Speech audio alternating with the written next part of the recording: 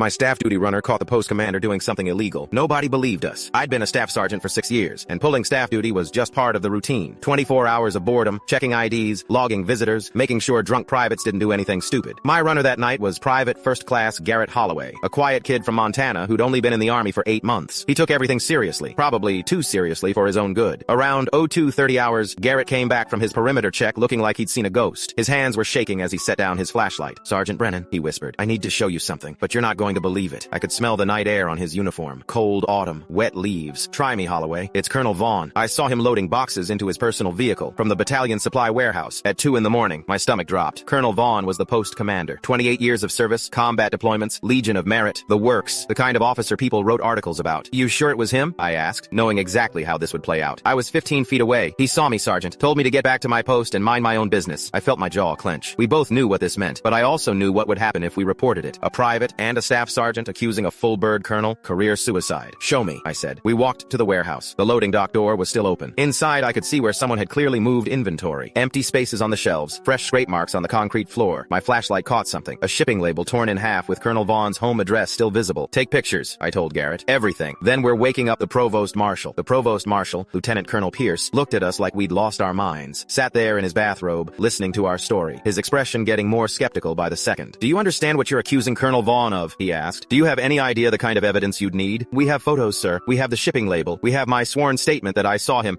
moving boxes," Pierce interrupted. "For all you know, he was relocating authorized supplies or handling a classified shipment you don't have clearance to know about." I could feel the whole thing slipping away. "Sir, at 02:30, loading his personal vehicle? You're dismissed, Sergeant. And Holloway, you'd better learn the difference between vigilance and paranoia." For 3 weeks, nothing happened. I started getting counseling statements for minor infractions I'd been getting away with for years. Garrett got transferred to a different unit. The message was clear: shut up or watch your career burn. Then the FBI showed up. Turned out Garrett had done something brilliant that night. After we got dismissed by the provost marshal, he'd gone back and photographed the tire tracks from Colonel Vaughn's vehicle, measured the wheelbase, documented the exact pattern. Then he'd mailed everything, photos, measurements, copies of the shipping labels, to the Defense Criminal Investigative Service with a handwritten note saying, "If anything happens to Sergeant Brendan Brennan or Private First Class Garrett Holloway, you'll know why." The investigation revealed Colonel Vaughn had been stealing and reselling military equipment for 6 years. Night vision goggles, tactical gear, even weapons optics. Over $400,000 worth. He'd used his position to cover his tracks, threatened or transferred anyone who got suspicious, and nearly gotten away with it. Vaughn got 8 years in Leavenworth, lost his pension. His wife divorced him before the trial even ended. Lieutenant Colonel Pierce got quietly forced into retirement for failing to investigate a credible complaint. And Garrett, that quiet kid from Montana, got a commendation, made specialist ahead of his peers, and eventually went to OCS. Last I heard, he's a captain now, teaching ethics at West Point. Still tells the story about the night a colonel told him to mind his own business, and how not minding his own business became his entire career.